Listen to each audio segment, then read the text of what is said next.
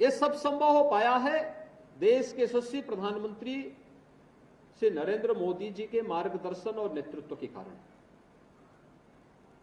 उन्होंने जो सकारात्मक वातावरण देश के अंदर दिया,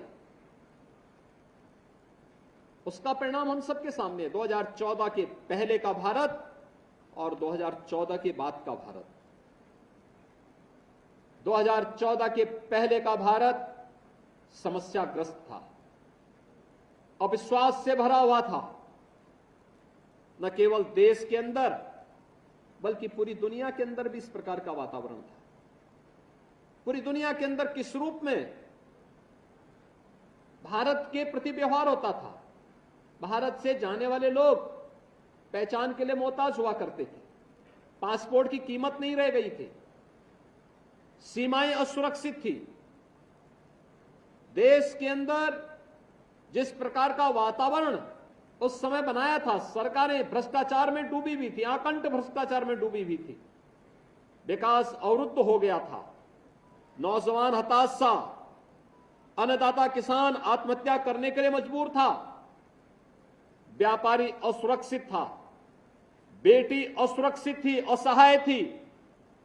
और उन स्थितियों में 2014 में मोदी जी के नेतृत्व को इस देश ने हाथों हाथ लिया था। मोदी जी ने उस समय देश के अंदर कार्य नहीं किया, उन्होंने केवल देश के एक राज्य गुजरात में मुख्यमंत्री के रूप में अपनी एक शानदार पारी को आगे बढ़ाया था। और उस पारी को खेलते खेलते उन्होंने देश के सामने कुछ उदाहरण प्रस्तुत किए थे, कुछ मॉडल प्रस्तुत किए थे, लोगों ने हाथों हाथ लिया।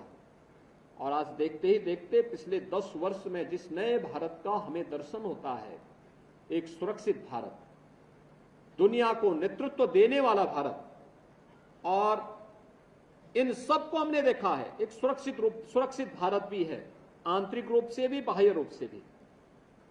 दुनिया के अंदर निवेश के सबसे अच्छे डेस्टिनेशन के रूप में जाने जाने वाला भारत है। युवाओं की आजीविका को तेजी के साथ आगे बढ़ाने वाला भारत है। इंफ्रास्ट्रक्चर के एक नए दौर में भारत को ले जाने वाला भारत है।